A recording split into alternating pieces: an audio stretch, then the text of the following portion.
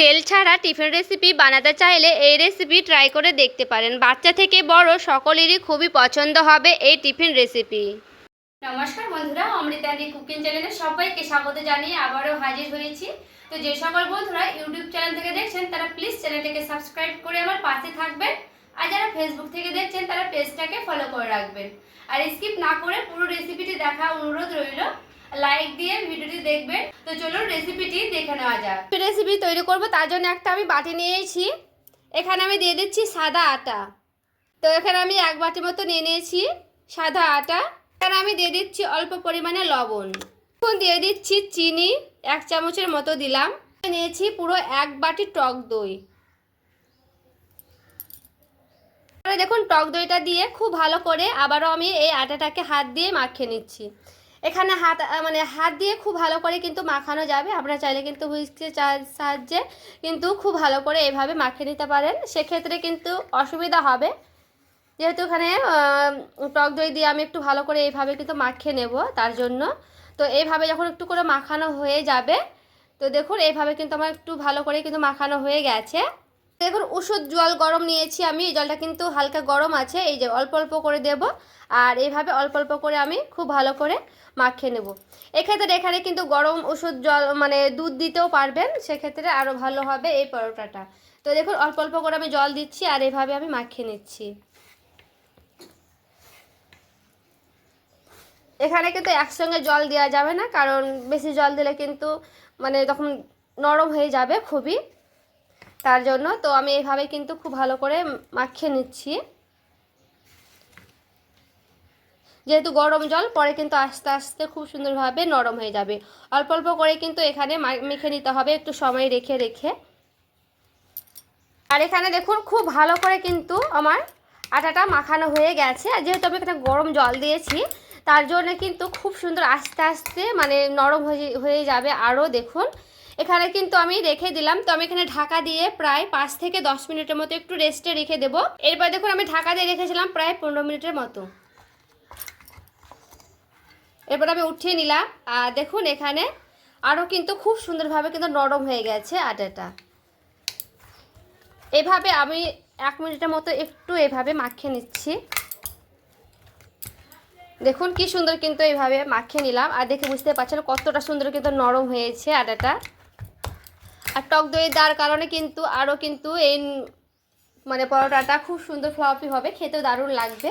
তো এখানে আমি চাকটা বেলা নিয়ে নিয়েছি। এরপরে ডোটাকে নিয়ে খুব সুন্দর করে কিন্তু জটা লেচি বেরোবে, তটা আমি লেচি বের করে নেব, তারপরে আবারও ফিরে আসছি।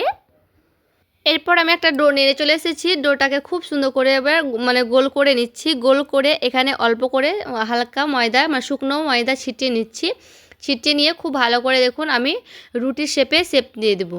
যেভাবে গোল করে রুটি বেলে সেই রকম করে কিন্তু করে নিতে হবে। তো আমি খুব সুন্দর করে দেখুন শেপ করে নিচ্ছি, কারণ এইভাবে কিন্তু গোল করলে খুব সুন্দর হয়, যেমন রুটি গোল করে সেই রকম করে। তো এখানে শুকনো আটাটা দিলে ভালো হয় গোলভাবে। তো এখানে খুব সুন্দর করে গোল করে নিচ্ছি। দেখুন এখানে দেখুন খুব ভালো করে কিন্তু আমার গোল করানো হয়ে গেছে, দেখে বুঝতেই পারছেন। এইভাবে কিন্তু গোল করে নিতে হবে, খুব পাতলা বা খুব মোটাও না। তো এখানে আমি একটা ফ্রাই প্যান বসিয়ে নিয়েছি। তো ফ্রাই প্যানটা দেখুন খুব ভালো করে গরম করে নিতে হবে। ফ্রাই প্যানটা গরম হয়ে গেলে দিয়ে দিতে হবে সেই রুটিটা। তো এখানে আমি শুকনো রুটিটাই দিয়ে দিলাম শুধু। তো 2 পিঠটা খুব সুন্দর করে কিন্তু সেঁকে নেব। তো নিচ পিঠটা হয়ে গেল, ওপর পিঠটা আমি এভাবে উল্টে নিলাম। উল্টে নিয়ে খুব ভালো করে খুন্তি দিয়ে চারিদিকে এইভাবে একটু করে সেঁকে নিতে হবে। এরপরে চারিদিকটা হালকা করে সেঁকে নিলে খুব ভালো হয়। দেখুন এইভাবে কিন্তু আমি হালকা চেপে চেপে খুব সুন্দর করে চারিদিকটা সেঁকে নেব। এদিকটা সেঁকানো হয়ে গেলে উল্টে নিতে হবে। এরপরে উল্টে নিয়ে খুব সুন্দর করে দেখুন ফুলে গেছে। এইভাবে কিন্তু ফুলিয়ে নিতে হবে, আর খুন্তি দিয়ে হালকা করে চেপে চেপে নিলে খুব সুন্দর হয়। তো এখানে আমি খুব ভালো করে কিন্তু 2 পিঠটা দেখুন খুব সুন্দর করে খুন্তি দিয়ে চারিদিকটা এইভাবে সেঁকে নিয়েছি। আর একটু এইভাবে কিন্তু সেঁকে নিতে গেলে খুব ভালো হবে। তো এখানে আমি দিয়ে দিচ্ছি ঘি। ঘি হাতের কাছে না থাকলে বাটারও দিতে পারবেন, বাটার এখানেও দেওয়া যাবে ঘিয়ের পরিবর্তে। তো ঘিটা দিয়ে আমি খুব ভালো করে 2 পিঠটা উল্টে পাল্টে নিচ্ছি। তো দেখুন এই পিঠটাতে কিন্তু হালকা করে দিয়ে দিচ্ছি ঘি। তো ঘিটা দিলে কিন্তু রুটিটা খুব ভালো হয়, নরম হবে, খেতেও ভালো লাগে, বাচ্চারাও কিন্তু ঘি দিয়ে দিলে ভালো হয়। তার জন্য কিন্তু আমি ঘিটা দিয়ে খুব সুন্দর করে দেখুন 2 পিঠটা দিয়ে উল্টে পাল্টে ভেজে নিয়েছি। আর পুরোপুরিভাবে কিন্তু এখানে সেঁকানো হয়ে গেছে রুটিটা আমার। তো এইগুলোকে দেখুন আমি নামিয়ে নিচ্ছি, আর দেখতে দেখুন কতটা সুন্দর হয়েছে। তো এরপর আমি নামিয়ে নেব। তো সেমভাবে কিন্তু আরও একটা করে দেখাচ্ছি, ওইভাবেই কিন্তু আমি করে নেব। সেইভাবে লেচি করে আবারও কিন্তু এইভাবে গোল করে নিচ্ছি, রুটির মতো শেপ দিয়ে দিচ্ছি। উল্টে পাল্টে কিন্তু খুব সুন্দর করে আমি এখানে বেলে নিলাম। আবার দেখুন সে ফ্রাই প্যানে আমি রুটিটা দিয়ে দিলাম, এরপরে আবারও উল্টে নিচ্ছি। উল্টে নিয়ে এই পিঠটাও আমি খুব ভালো করে কিন্তু সেঁকে নেব। আর চারিদিকটা দেখুন খুব সুন্দর করে কিন্তু একটু সেঁকে নিতে হবে গোল গোল করে, এতে করে চারিদিকটা খুব ভালো করে সেদ্ধ হয়ে যায় রুটিটা। এরপরে উল্টে নিয়ে খুব সুন্দর করে আবারও আমি সেই খুন্তি দিয়ে কিন্তু এভাবে উল্টে পাল্টে নিচ্ছি।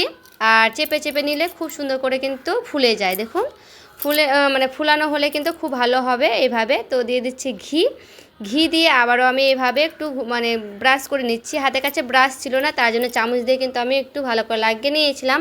এরপরে আবারও আমি এদিকটাতে দিয়ে দিচ্ছি ঘি। 2 দিকটা ঘি দিলে একটু ভালো হয়, মানে ভালোভাবে কিন্তু শাকানো হবে তার জন্য। এরপরেও খুব ভালো করে দেখুন উল্টে পাল্টে আবারও আমি এদিকটা ভেজে নিচ্ছি, একটু ভালো করে লালচে লালচে করে ভেজে নিতে হবে এই রুটিগুলোকে। তো এটাও কিন্তু আমার সেমভাবে ভাজানো হয়ে গেছে। এরপরে কিন্তু এই রুটিটাও আমি নামিয়ে নিলাম। এরপরে দেখুন বন্ধুরা রেডি করে নিয়ে চলে এসেছি সবগুলো রুটি, আর দেখতে দেখুন কতটা সুন্দর হয়েছে। আর এইগুলো কিন্তু খেতে খুবই ভালো লাগে, আর একেবারে নরম সফট হয় এই রেসিপিগুলো। তো এই টিফিন রেসিপি কেমন লাগলো অবশ্যই কিন্তু জানাবেন। আর আমি একটা ভেঙেও দেখাচ্ছি, দেখুন কতটা সুন্দর নরম হয়েছে, দেখে বুঝতে পারছেন ছেঁড়া মাত্র কিন্তু কি সুন্দর একেবারে নরম হয়েছে। আর দেখে হাতের মুঠোয় নিলে কিন্তু একেবারে কত সুন্দর দেখুন হাতের মুঠোয় কিন্তু হয়ে যাচ্ছে। তো আজকের রেসিপি ভালো লেগে থাকলে লাইক কমেন্ট শেয়ার করে দিবেন। সকলে ভালো থাকবেন, সুস্থ থাকবেন। এইভাবে অবশ্যই একবার হলো বাড়িতে ট্রাই করে দেখবেন।